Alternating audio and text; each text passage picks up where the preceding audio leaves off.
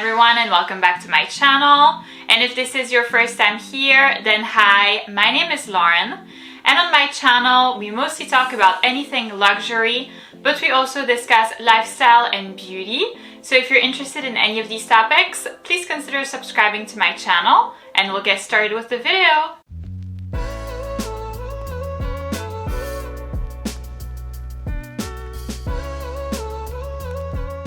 So in today's video, I'm going to be presenting you my worst luxury purchases for 2023.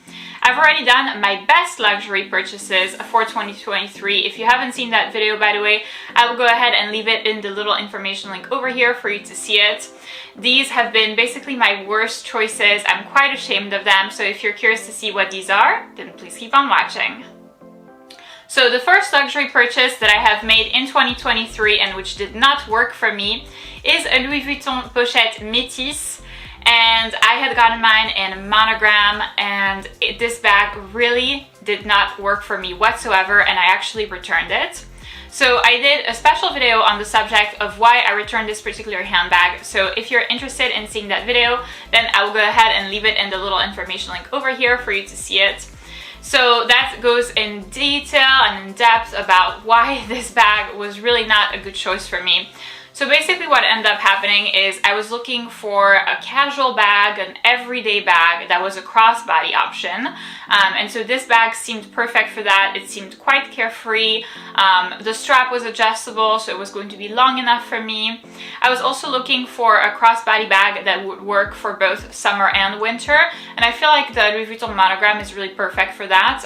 It kind of works for every season and kind of with every outfit. So in theory, this bag was going to be perfect for me.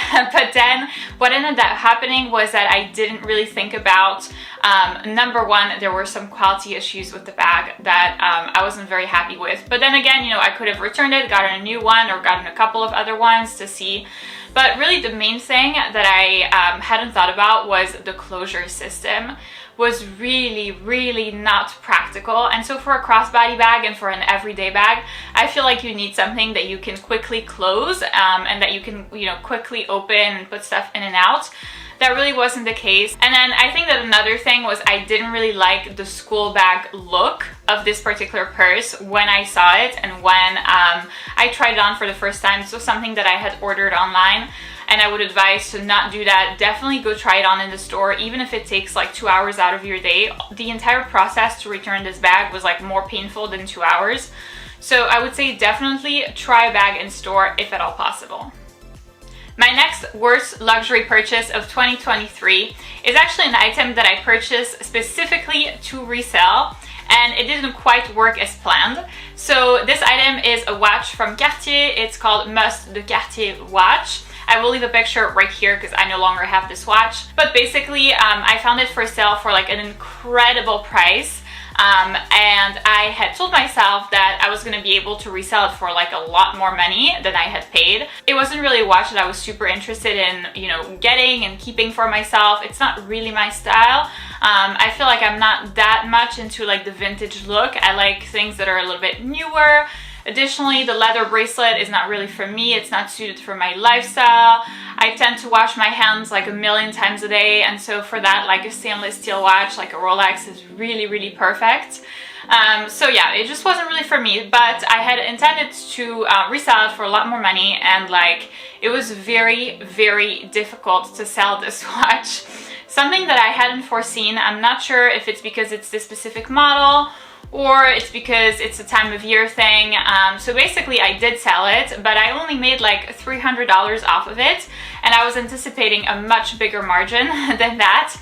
So I mean, in the end it did work okay, I guess, but it really wasn't a good choice. And quite frankly, like if I had known that I would have only made $300 off of the watch, I wouldn't even have bothered, because, you know, I did have to go through like an extensive research process and all that to get the watch first, get it authenticated, and then afterwards sell it and go ship it and that. So really for like $300, that really wasn't a good decision. Thinking back about it, I kind of feel disappointed that this watch did not end up working the way that I intended to. I feel like usually when I make jewelry purchases, I make excellent choices. Most of the items that I featured in my best luxury purchases of 2023 have been pieces of jewelry, and I've been extremely happy with them. But yeah, this watch really didn't work, but I do want to show you a little something that did work and that kind of resembles the watch actually, as in the same style. So this is a piece by Huge Tomato. I will leave all of the relevant information in the description box of the video down below with the links of the item, the links of the general website, etc, etc. So this is something that the company has sent me, and if you can see it, I will try it on of course and show you close-ups. It's a very pretty ring that very much resembles the Panthère de Cartier ring. So it looks like this. It has a little face of the panther with the eyes, and it is gorgeous. And if I put it on, of course, on top of my stack, it doesn't really quite work. I hope that the camera focuses. Focus. But yeah, it looks like this. I will show you like close-ups, of course, but I just wanted to mention it because it's something that looks really nice, and believe it or not, it's only $16. I mean, quite frankly, I was shocked. And I feel like for pieces like this, pieces of like exception that aren't necessarily like in your usual style, like the Panthère de Cartier for me doesn't really, you know, match my usual style. Like my usual style of rings, as you can see, is like more like white gold, kind of like toned down, subdued. I think it's a great idea to get to try on the piece, but not like spend like the 3,000 or 4,000 or probably more that Cartier is asking for. So that's what I really like about this company. Additionally, I mean, the piece does look gorgeous. I feel like the sizing is really on point. So I asked for a size 6. And this is exactly what a size 6 should be. So having a ring that's true to size is obviously very important. It feels very comfortable.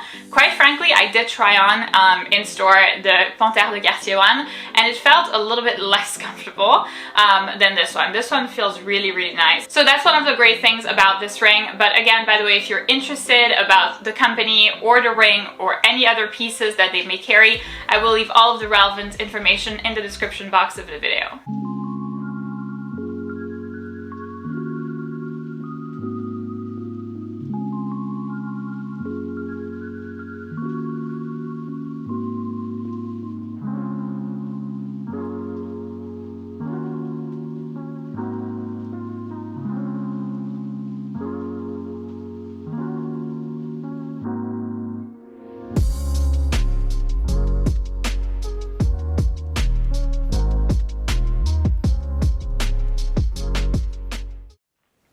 Moving on to the next worst luxury purchase of 2023, we have yet another bag, and this time it's from Yves Saint Laurent.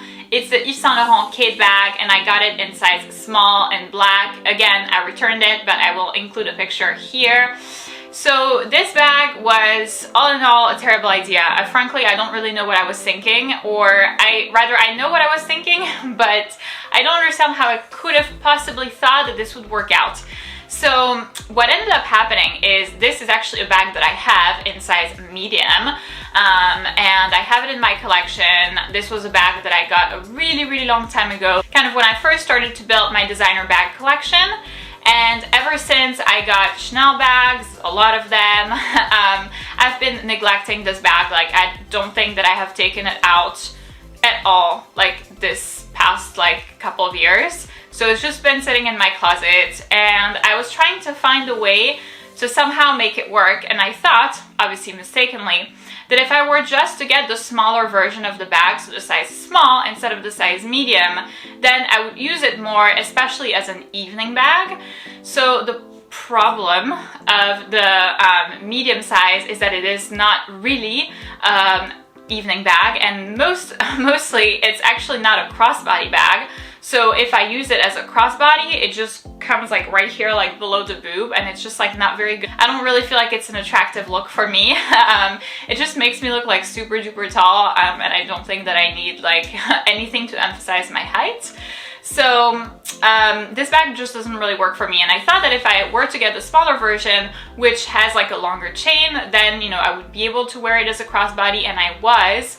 But still, the same thing remained. I still favored my Chanel bags, and I ended up like never using it. And so within the return period, the acceptable return period, I decided to let go of it, quite frankly, because I could already see that I wouldn't be wearing it. I tried, but failed. But here's the interesting part. So since then, I did go to New York City for a weekend, and I took my Yves Saint Laurent cape bag in size medium for the whole weekend, and I used it for like the whole weekend.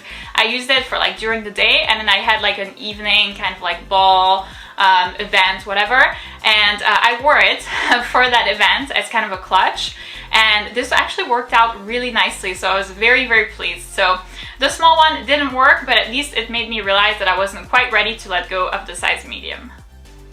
And lastly, the last item in my worst luxury purchases of 2023 is going to be, very surprisingly, very oddly, an item from Chanel, which is my absolute favorite brand. I mean, if you've been subscribed to my channel for a while by now, you know that I'm obsessed with it.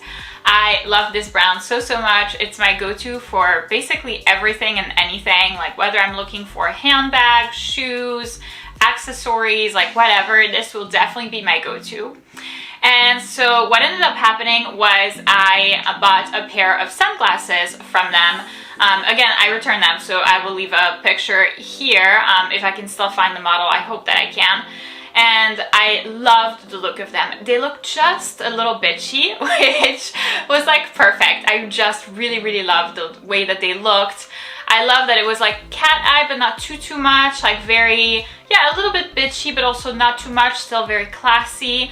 The Chanel logo was visible, but it wasn't too much. I don't really like when the frames on the side are very wide and are very like thick. That's not really my aesthetic, I guess. So these were kind of like thin frames, so it just ended up working. I love the look, but here's the thing. So I came home with them, and immediately I started wearing them like right after the unboxing. I think that I was actually pretty good at like unboxing the item fairly shortly after I purchased it, and then I started wearing the sunglasses, and oh my god, it felt horrible. Like it was just, I was in pain every time that I would wear the sunglasses. And so if I wore them for like a couple of hours, I'd have these like huge marks like under my eyes and on the side of my eyes.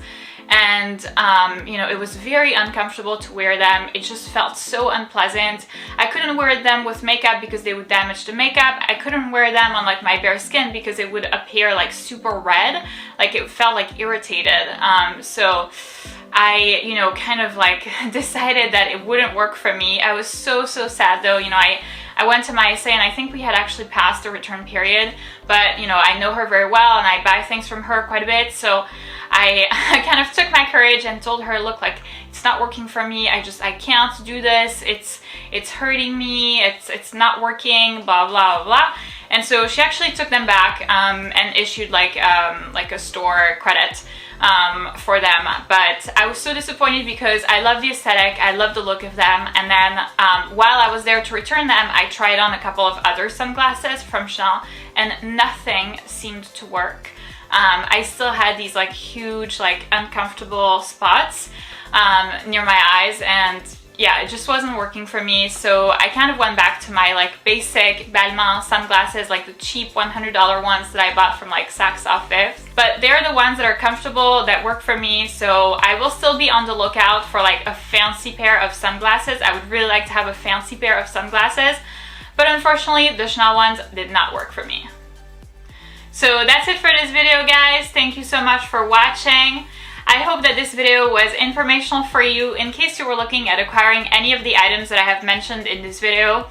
I would definitely advise you to think twice. Obviously, it's not because they did not work for me that they wouldn't work for you. We have different lifestyles, we might have different expectations, different styles, different, I don't know, body shapes, whatnot. So it's not because for me it wasn't great that it wouldn't be for you, but definitely think about it twice. Go see these items in the store if at all possible, because you might change your mind. So if you did enjoy this video, please give it a big thumbs up, subscribe, and I'll see you in my next one.